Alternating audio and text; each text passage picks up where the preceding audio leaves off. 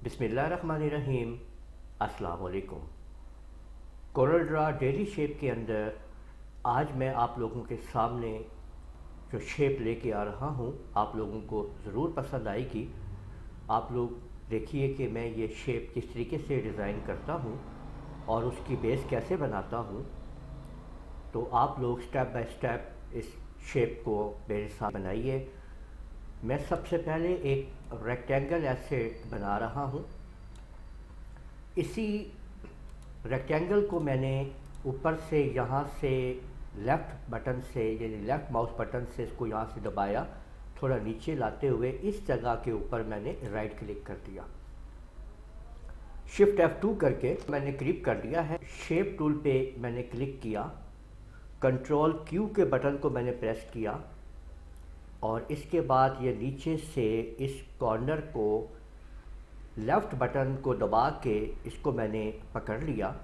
Control button को press किया हुआ है। अब मैं इसको इस तरफ यहाँ पे ड्रैग कर रहा हूँ एक साइड पे, और इसी तरह मैं इसको दूसरे कॉर्नर से इस साइड पे ड्रैग करता हुआ इन दोनों कॉर्नर्स को बिल्कुल सेंटर में बराबर कर देता हूँ। शिफ्ट F4 से मैं तमाम ड्राइंग को सामने करता हूँ और इसके बाद सारी ड्राइंग को दोबारा सेलेक्ट करके जो मैंने अभी ये बनाई है, शिफ्ट F2 से फिर क्लिक करके F3 से थोड़ा इसका जूम आउट कर लेते हैं और मैं यहाँ पे एक अदद सर्कल इस तरीके से वैसा सर्कल आप देख रहे हैं ओवल मैं यहाँ पे लगा देता हूँ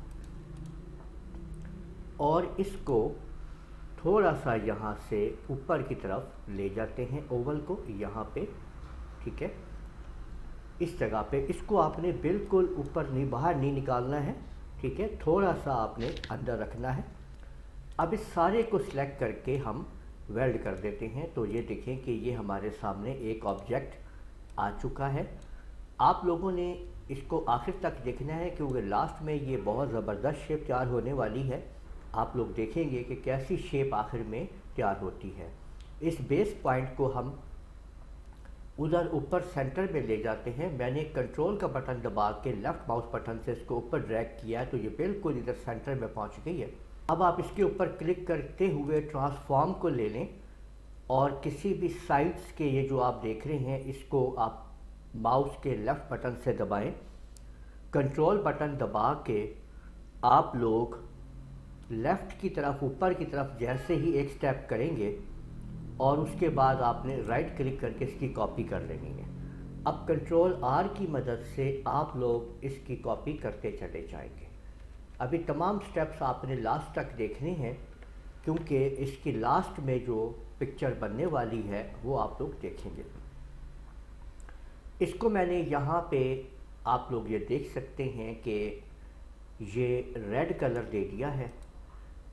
बिल्कुल इस तरीके से आप देख सकते हैं यहाँ पे, और कंट्रोल L की मदद से मैंने इसके अंदर ये आप लोग देख लीजिए कि ये इस तरह से डिज़ाइन बना लिया है।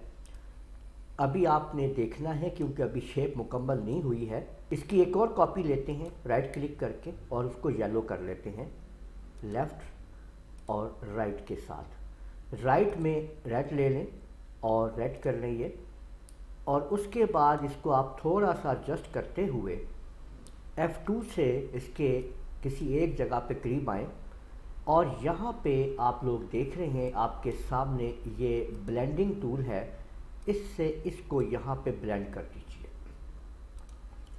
अब आप देख लीजिए कि इसके बाद इस सारे को सिलेक्ट करके इसकी आउटलाइन जो है वो थोड़ी सी, और इसकी आउटलाइन सेलेक्ट करके यहाँ से हम उसको ये हल्का पर्पल कलर साथ में दे देते हैं। तो अब आप लोग ये देख सकते हैं कि आपने कितनी खूबसूरती के साथ एक खूबसूरत सा सनफ्लावर जो है वो आप लोगों ने तैयार कर लिया है।